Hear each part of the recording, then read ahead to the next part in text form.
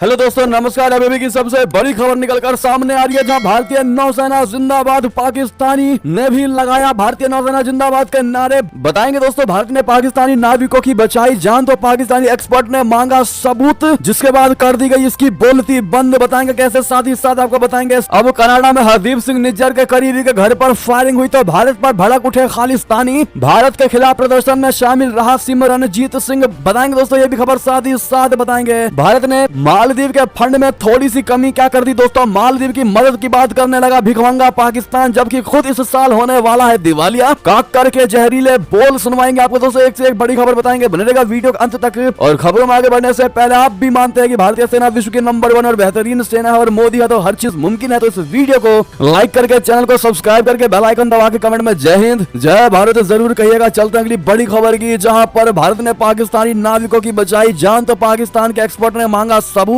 कर दी बोलती बंद। जी हां, भारतीय नौसेना के सोमालिया के समुद्री लुटेरों से अरब सागर में पाकिस्तान और ईरान के नाविकों की जान बचाने की जहां दुनिया भर में तारीफ हो रही है, वहीं एक पाकिस्तानी एक्सपर्ट कमर चीमा समेत कई ने सबूत मांग लिया। कमर चीमा ने ट्वीट करके कहा कि विदेशी मीडिया कह रहा है कि भारत की नौसेना ने 19 पाकिस्तानी नाविकों की जान बचाई है। उन्होंने कहा कि जिस नाव को भारतीय नौसेना ने बचाया है वो ईरानी मूल की है। उन्होंने पाकिस्तानी सूत्रों के हवाले से दावा किया है कि पाकिस्तान का कोई भी नागरिक इसमें शामिल नहीं था। भारतीय नौसेना को इन पाकिस्तानी नाविकों के नाम को जारी करना चाहिए। कमर चीमा के ट्वीट के कुछ ही घंटे बाद ही भारतीय नौसेना ने पाकिस्तानी नाविकों का वीडियो जारी कर दिया है। यही नहीं, भारतीय नौसेना के वीडियो में पाकिस्तानी और ईरानी नाविक भारतीय नौसेना जिंदाबाद के नारे लगा रहे हैं। नौसेना के वीडियो बाद अब कमर चीमा जमकर ट्रोल हो रहे हैं और उनसे माफी मांगने के लिए कहा जा रहा है। वहीं पाकिस्तान की कायर सेना और नौसेना ने इस पूरे मामले में अभी तक चुप्पी साध रखी है। पाकिस्तानी सेना ने अपने नाविकों को बचाने के लिए भारतीय नौसेना को धन्यवाद के 2 शब्द तक नहीं कहे हैं, तो वहीं सेना के समर्थक पाकिस्तानी भारत से सबूत मांगने में जुट गए हैं। इसी वजह से उन्हें अब बुरी तरह से ट्रोल किया जा रहा है। दोस्तों, एक यूजर रोहित आर ने कमर चीमा को लिखा कि कुछ शर्म बची है, अगर एक भारतीय एक पाकिस्तानी की पहचान नहीं कर पाएगा तो वो किसी और ग्रह पर रहता होगा। भारतीय नौसेना के लिए ये आखिरी चीज होगी कि वो पाकिस्तानी मछुआरों की जान बचाने का क्रेडिट ले। भाविक गांधी ने लिखा, नाव ईरानी थी और उसके चालक दल के सदस्य पाकिस्तानी थे। अगर आपके सूत्र पाकिस्तानी सेना के हैं तो अपनी शर्मिंदगी की वजह से इसे स्वीकार नहीं करेंगे। झूठ बोलना पाकिस्तान की आदत बन गई है, वे केवल अपने चुनाव में धोखाधड़ी कर सकते हैं। जी हाँ, ऐसे में दोस्तों, एक तो अपनी भारतीय नौसेना ने पाकिस्तानियों की जान बचाई, ऊपर से पाकिस्तान सरकार की तरफ से कोई थैंक यू, कोई धन्यवाद का अब तक कोई संदेश नहीं आया। और दूसरी तरफ दोस्तों, कमर चीमा सबूत मांगने की कोशिश कर रहे हैं कि सबूत दिखाओ कि तुमने 19 पाकिस्तानियों को बचाया है। अगर आप भी मानते हैं कि इससे बड़ी निर्लजता एक पाकिस्तान के लिए नहीं हो सकती, इससे बड़ी शर्म की बात पाकिस्तान के लिए नहीं हो सकती, दोस्तों अपनी राय अवश्य दीजिएगा। साथ ही साथ आप क्या सुझाव देना चाहेंगे कमर चीमा को, अवश्य लिखकर बताइएगा। अगली खबर की बात करें, जहां कनाडा में हरदीप सिंह निज्जर के करीबी के घर पर गोलीबारी, भारत के खिलाफ प्रदर्शन में शामिल रहा है सिमरनजीत सिंह। बताते हैं, कनाडा में मारे गए आतंकी हरदीप सिंह निज्जर के करीबी सिमरनजीत सिंह के आवास पर कई गोलियां चली हैं। स्थानीय मीडिया ने इसके बारे में जानकारी दी है। रॉयल कैनेडियन माउंटेड पुलिस यानी RCMP ने दक्षिणी सरे में इस गोलीबारी की पुष्टि की है। फिलहाल अभी तक किसी के घायल होने की जानकारी नहीं दी गई है। पुलिस की ओर से जांच की जा रही है, लेकिन खालिस्तान समर्थक गुटों ने भारत की संलिप्तता का आरोप लगाया है। उन्होंने भारतीय वाणिज्य दूतावास के बाहर विरोध प्रदर्शन आयोजित करने में सिमरनजीत की हालिया भूमिका का हवाला दिया। पुलिस ने एक बयान में कहा कि सरे RCMP को दक्षिणी सरे में एक आवास पर गोलीबारी की घटना के बारे में जानकारी मिली है। 1 फरवरी 2024 को लगभग 1:21 पर 154 स्ट्रीट 2800 ब्लॉक में एक आवास में गोलीबारी की सूचना मिली। फ्रंट लाइन अधिकारियों ने घटनास्थल का दौरा किया, उन्हें गोलीबारी से जुड़े सबूत मिले हैं। पुलिस ने अपने बयान में किसी का नाम नहीं लिया है। तो वहीं दोस्तों, CBC न्यूज की रिपोर्ट के मुताबिक ब्रिटिश कोलंबिया गुरुद्वारा परिषद के प्रवक्ता मोनिंदर सिंह ने कहा कि सिमरनजीत सिंह को ऐसा लगता है कि ये काम भारत सरकार या उससे जुड़े लोगों का है, जो उन्हें डराने के लिए ऐसा कर रहे हैं, क्योंकि वो काफी सक्रिय हैं। उन्होंने आगे कहा कि कम्युनिटी के लोगों का मानना है कि सिमरनजीत सिंह का हरदीप सिंह निज्जर के साथ कनेक्शन इस गोलीबारी का कारण है। पिछले साल निज्जर की कनाडा में हत्या हुई थी। और इतना ही नहीं दोस्तों, ये खालिस्तानी भड़कते भी नजर आए हैं और इस पूरे घटना का आरोप दोस्तों भारत पर लगाने की कोशिश कर रहे हैं, जबकि उनके पास कोई सबूत, कोई प्रूफ नहीं है। उसके बावजूद भी इसमें भारत का ही हाथ बता रहे हैं, क्योंकि हरदीप सिंह निज्जर के आरोप में भारत को बताया जाता है और अब सिमरनजीत का हरदीप सिंह निज्जर से कनेक्शन है, इसीलिए इसके घर पर गोलीबारी का भी आरोप भारत पर लगाया जा रहा है। इसको आप किस नजरिए से देखते हैं दोस्तों, आपकी इस पर जो भी राय होगी कमेंट में बताइएगा। साथ ही साथ अगली खबर की बात करें, जहां पर भारत ने फंड में थोड़ी कमी क्या कर दी, मालदीव की मदद की बात करने लगा भिखमंगा पाकिस्तान, जबकि खुद इस साल होगा दिवालिया। बता दें, भारत संग मालदीव के तनाव के बीच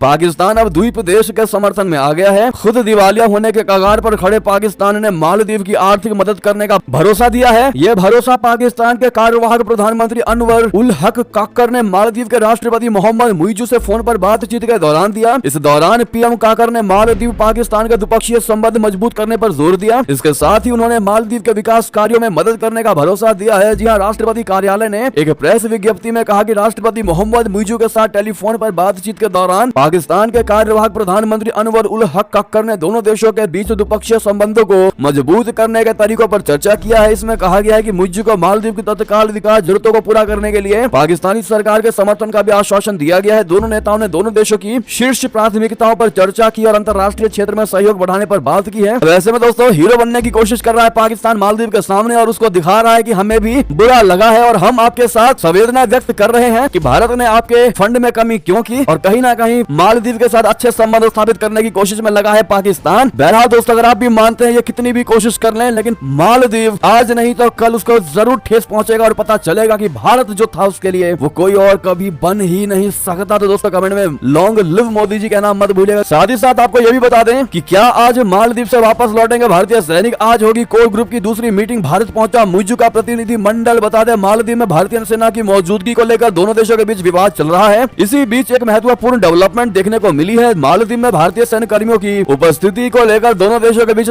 बातचीत होनी है। बातचीत के लिए मालदीव से उच्च स्तरीय प्रतिनिधि मंडल यानी डेलीगेशन दिल्ली पहुंचा है। प्रतिनिधि मंडल में राजनयिक और सैन्य दोनों प्रतिनिधि शामिल हैं। शुक्रवार को भारत के साथ इस मुद्दे पर बातचीत के लिए दूसरी कोर ग्रुप मीटिंग में भाग लेने की उम्मीद है। राष्ट्रपति मोहम्मद मुइज़ू ने मालदीव से भारतीय सैन्य कर्मियों को हटाने की मांग की थी। उनकी मांग के बाद कोर ग्रुप का गठन किया गया था। मालदीव में मानवीय उद्देश्य के लिए भारतीय सैनिक तैनात हैं। कोर ग्रुप की पहली बैठक 14 जनवरी को माले में हुई। पहली मीटिंग के बाद भारत की ओर से बयान जारी किया गया। इसमें कहा गया कि मीटिंग में पारस्परिक रूप से व्यवहारिक समाधान खोजने पर केंद्रित चर्चाओं पर प्रकाश डाला गया, जो मालदीव के लोगों के लिए मानवीय और मेडिकल इमरजेंसी रेस्क्यू से जुड़ी सेवाएं देने वाले विमानन प्लेटफार्मों के निरंतर संचालन की इजाजत देगा। जी हाँ दोस्तों, नेक्स्ट खबर आपको बता दें, जहां सुलेमानी किलर ड्रोन को मंजूरी देकर बोला अमेरिका, कहा चीन के हर खतरे से निपट सकेगा भारत। ड्रैगन की बड़ी धुकधुकी। जी हाँ, अमेरिका ने सभी अटकलों को खारिज करते हुए भारत को करीब $4 अरब के 31 प्रीडेटर ड्रोन देने के समझौते को मंजूरी दे दी है। इस सौदे के तहत भारत को MQ-9B गार्डियन ड्रोन के साथ किलर मिसाइलें और अन्य उपकरण मिलेंगे। इससे पहले अमेरिकी संसद ने इस सौदे को अपनी मंजूरी दे दी थी। अमेरिका ने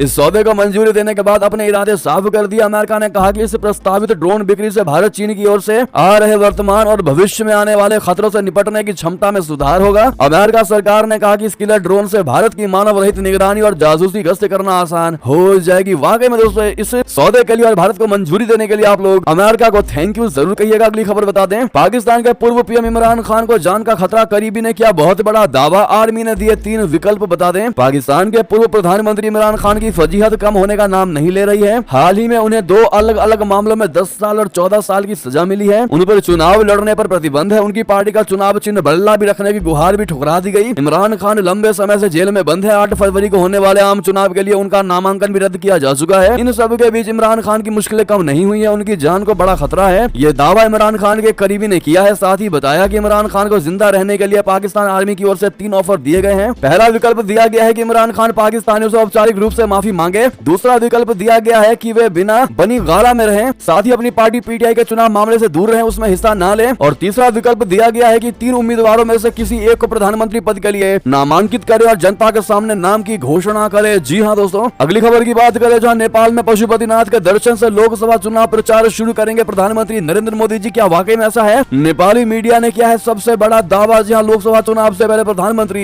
नरेंद्र मोदी जी नेपाल की यात्रा पर जा सकते हैं। नेपाली मीडिया का दावा है कि पीएम मोदी भगवान पशुपतिनाथ के दर्शन के लिए फरवरी के आखिरी सप्ताह या मार्च के पहले सप्ताह में काठमांडू का दौरा कर सकते हैं। नेपाल के प्रधानमंत्री पुष्पकमल दहल प्रचंड ने पीएम मोदी को काठमांडू आने का न्योता दिया है। नेपाली मीडिया ने कहा कि पीएम मोदी पशुपतिनाथ के दर्शन से भारत में अपना चुनाव प्रचार शुरू कर सकते हैं। भारत में मई में लोकसभा चुनाव होने वाले हैं और पीएम मोदी तीसरी बार मैदान में उतरने जा रहे हैं। नेपाली विदेश मंत्रालय के सूत्रों के हवाले से ये जानकारी दी गई है। जी हाँ, ऐसे में कितनी सच्चाई लगती है दोस्तों आपको नेपाली मीडिया के इस दावे में, बताइएगा जरूर। साथ ही साथ लोकसभा चुनाव के बाद दोस्तों आप लोग किसको प्रधानमंत्री बनते हुए देखना चाहते हैं, कमेंट में लिखकर अवश्य बताएगा। देखते हैं क्या कहती है भारत की जनता। बहरहाल ये थी की सारी बड़ी खबर। आपको हमारी खबर कैसी लगी? आशा करता हूँ बहुत अच्छी लगी होगी। अगर थोड़ी भी अच्छी लगी तो इस वीडियो को दोस्तों में, भाइयों में, साथियों में, रिश्तेदारों में शेयर अवश्य कर दीजिएगा और अभी कर दीजिए इस वीडियो को लाइक, चैनल कर दीजिए सब्सक्राइब, बेल आइकन दबाइए, साथ ही कमेंट बॉक्स में लिख दीजिएगा जय हिंद जय भारत। और यहाँ तक बने रहने के लिए आप सभी का बहुत बहुत धन्यवाद। जय हिंद।